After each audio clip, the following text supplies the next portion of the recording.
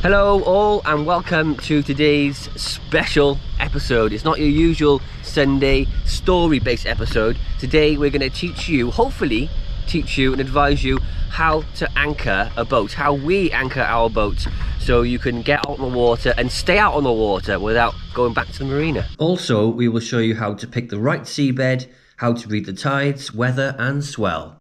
For demonstration purposes, we're going to go and anchor just out here. We think the seabed is mud. It says on the charts M for mud. We'll show you all the technical stuff later on in the cabin. And just to let you know, I think we're going to be anchoring in about 15 meters, so we'll do the maths later.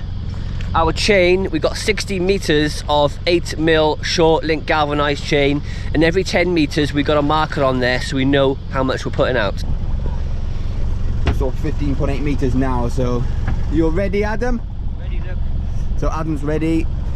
The first thing to do is put the bow up into the wind and then put it in neutral. I always put a bit of revs on the engine and then wait until she slows down before paying out anchor chain. Okay, we're at 16.2 meters. 2.2 meters, got you. Okay, we're 2 knots. Get it. Adam is now paying out about 30 meters of chain, so we got some chain on the floor and the anchor, and now I am gonna pull back and set it. And then I'm gonna put just a little bit and keep the tiller straight, or the steering wheel straight, whatever you've got. What Luke is doing now is motoring the boat back gently so we can pull the anchor chain out across the seabed and get the anchor to bite into the mud. Waiting for the speed to drop to nothing. You don't want to go too fast back, no more than 1 knot. Started slowing down now.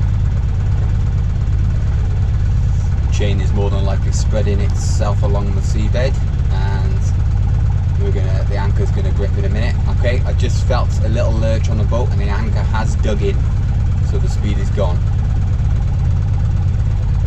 So, and as you can see from the side, if you look at other boats we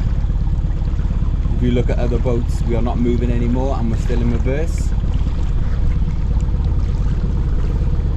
The anchor is dug in and we're not moving anymore. If the wind changes in the night, say if the wind starts blowing from the south and goes that way, you just have to trust your anchor is gonna reset itself the other direction. If you go with a good quality anchor like a Rockner, we're not sponsored by Rockner, then you're gonna be okay. And it's mud here, so it's very thick and really good grip. After letting out 30 meters of chain and getting the anchor to bite, Adam then let out another 30 meters to make 60 meters in total. This is our snubber. I actually made this in Fishguard 4 years ago and it's still going strong. We've got a hook on here. This hook is designed to go over one of the links of the chain like that. And then what we'll do, we'll put the snubber on, we'll put it around the Samson post, we'll pay out the chain, and I'll show you exactly what the snubber is used for.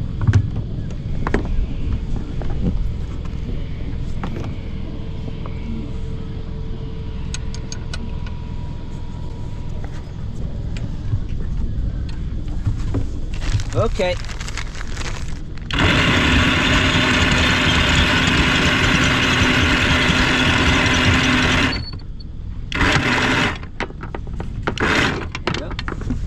So the reason why we use the snubber is the snubber is designed to take the load of the chain, to stop the load going through the gypsy, through the windlass, because you don't want all the load going through there. So that's one reason why we use the snubber. Secondly, it's a spring, acts like a bit of a spring, so if we've got waves or any wind, instead of the chain running through here and over the bow roller, jamming, banging like that, that's going to take up a lot of the stress. And thirdly is to keep the noise down when you're anchored or sleeping. If you have no snubber, you can imagine this chain running over the roller and through the gypsy at night. It's going to grind and grumble on there and you'll hear it right through the boat.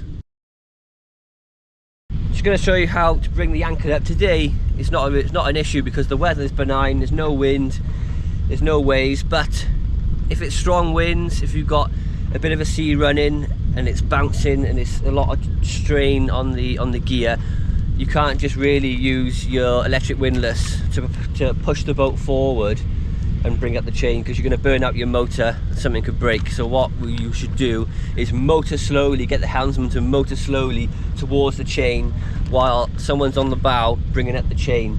And you want to, if Luke's on the helm, I want to say, you know, forward or reverse. Make sure he's not going too fast. You don't want to drive over your chain because it'll rub on there. It could get trapped in your prop, anything could happen.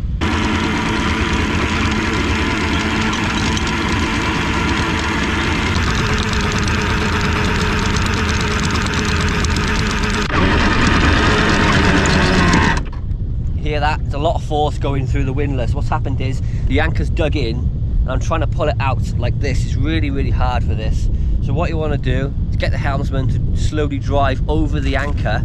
It's set like that. If you drive over the anchor, you're going to pull it out and pull it up. It needs to be pulled up and not out. They're designed to hold your boat that way. If you pull it up, it's just going to pull straight out.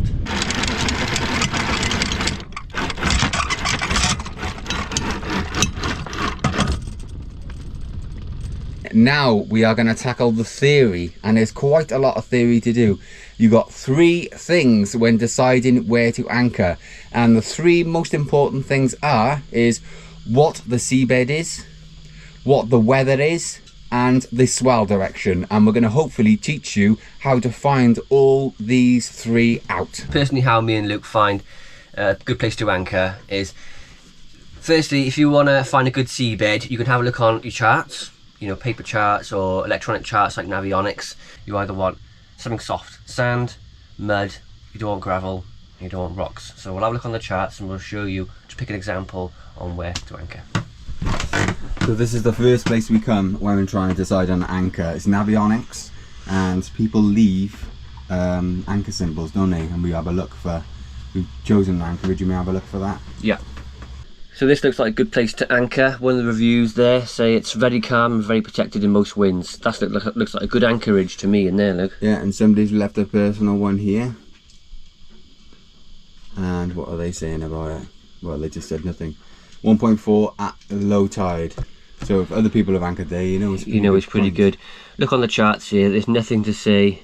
There's no symbols to say mud or sand or rock. Yeah, we're looking for a little S that says sand, or an M that says mud, or a G is gravel, or CO is coral. Yeah, and there's one. No, that's not. So you're not. We'll find one now. And the R is rock. Yeah, here's an example. We've been trying to find that. WD means weed. There's weed there. WD weed. If you don't know the symbols, then just Google online Navionic symbols and it'll tell you what it is. But yeah. If you've chosen an anchorage further down the coast and you've looked on Navionics and there's no anchor symbols whatsoever, or no symbols to say what the seabed is, another thing you can do to find out, sometimes you can find out kind of what it is to have a look on Google Maps on the satellite imagery. And this is it. This is the area we're looking at on satellite imagery is Google Maps. And if you zoom in, first of all, this is the area we're just looking at on Navionics Sharks. First of all, if you zoom right in, you can see boats anchored there. There's monohull, there's a fishing boat with a tender on the back, there's a catamaran, there's 2 boats here. So that is giving you an indication that this area is probably going to be pretty damn good to anchor in. But another way of doing it is, if you try and look through the water level, like you can see this, and you can see that a little bit, and then that there, and especially this here, that is sand. Is showing through from the seabed through the water basically. So you know this is going to be a pretty good area, because if you go out into the open ocean, it's just completely just one solid colour. But in here you can see like patterns in the water, and you know that is sand. If both of them means have failed you, the Navionics charts have failed you and a satellite image has failed you, you can do a quick Google search online and then Google the anchorage, Google the place, and then put anchorage private vessel or pleasure craft, and see if anybody has anchored there before. If that fails you can go on Facebook and start a new conversation. Has anybody anchored in this location on that Facebook page for that area? And if that fails you, you can take the chance and go down there And when you drop your anchor, if it's really grindy, you know it's rocks and you've got to go somewhere else. If you picked your anchorage, you're happy with it there, you're happy with the seabed, you've got good holding.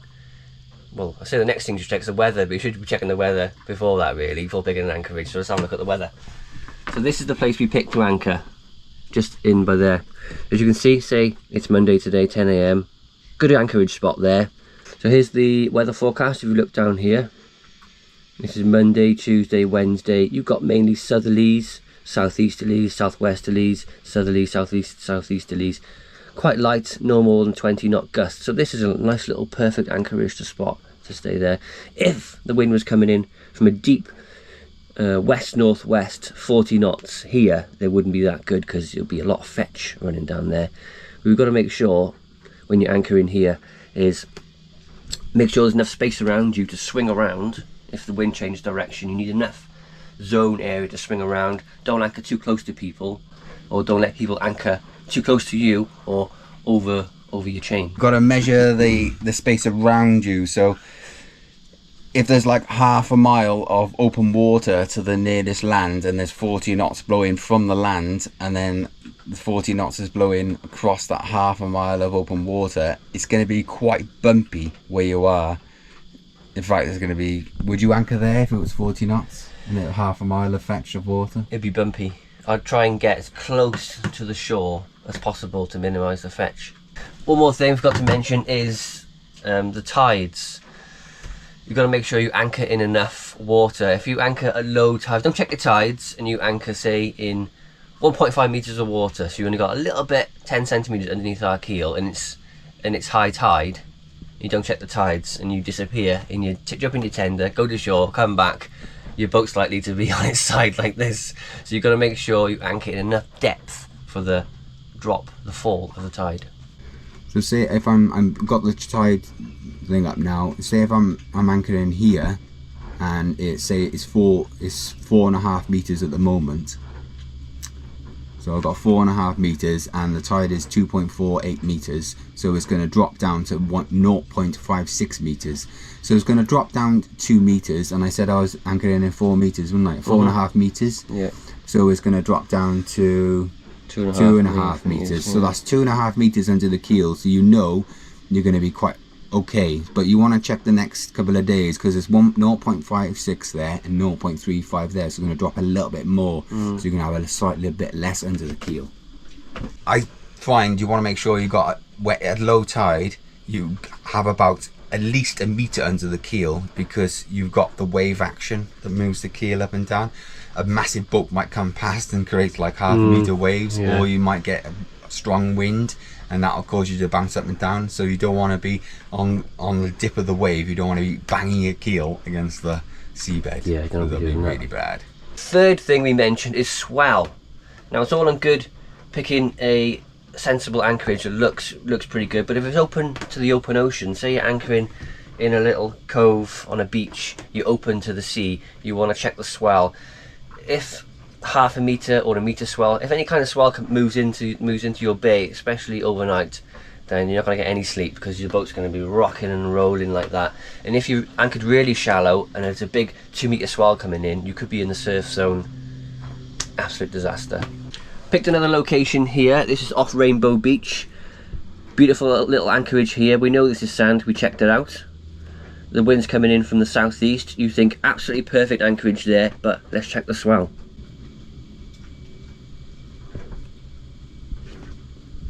Basic. I'm teaching Adam now. And you go to wave and wind.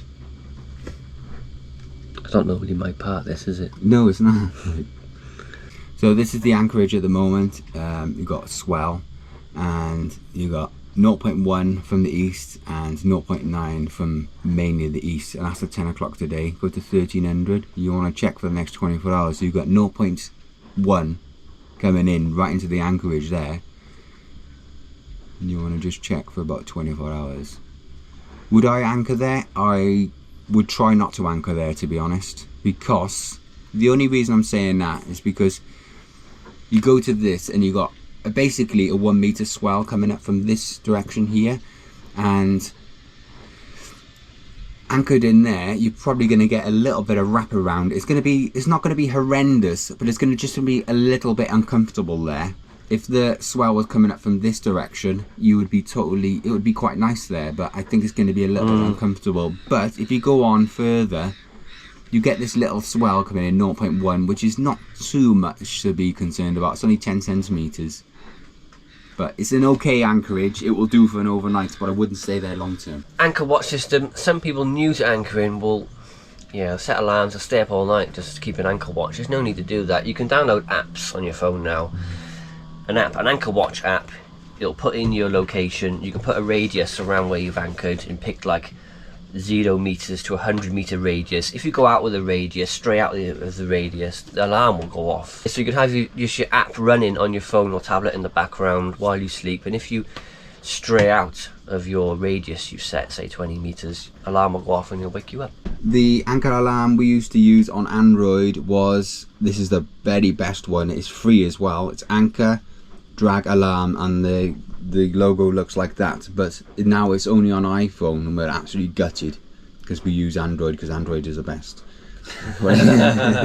Controversy. Now we use Anchor Light, it does exactly the same, and we leave this tablet on overnight. So we're just waiting for signal. I'll just get the signal in a minute. It's got the signal and knows where we are, and that's where we are at the moment. And then that's where you're anchored, and it's 80 meters distance. So it's not 80 meters from the anchor to the outside, it's 80 meters in circumference of the whole circle. So it's 40 meters. That's the alarm. That's the alarm.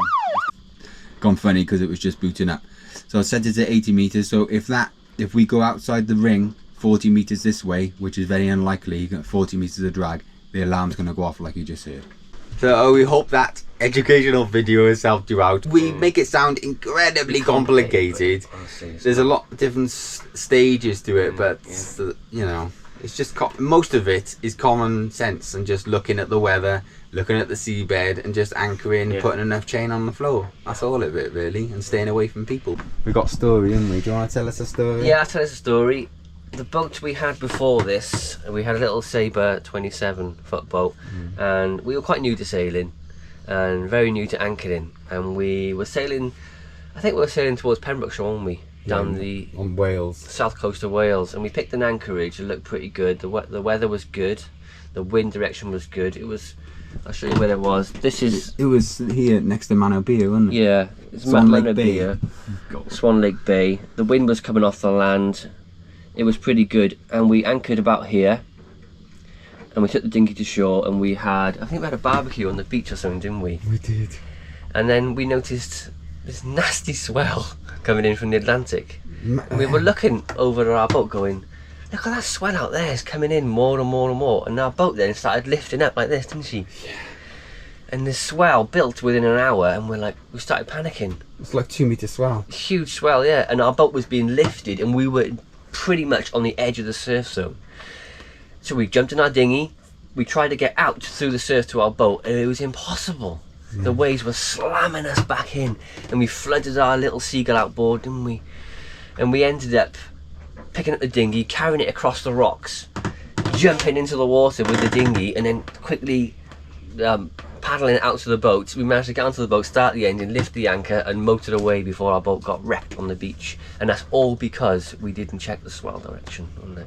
Yeah, it was absolutely terrifying. It was terrifying, and there was a surfer on the beach, and we were like, oh, where's the swell come from? And he was like, oh, the swell's going to be here for the next 5 hours. And we're like, what? We didn't even know it was forecast. We were totally new to anchoring, but looking back at it now, it just seems a really silly place to anchor because you're open to the westerly swells from the massive Atlantic Ocean. Yeah. And we literally lost our boat, and it was absolutely terrifying. And we're just swimming back, and normally I feel the cold in the freezing cold water, but that day when we were swimming back, I didn't feel the cold at all because I was just sheer panic, totally panic. Yeah. Oh. So it just proves you can just get it wrong.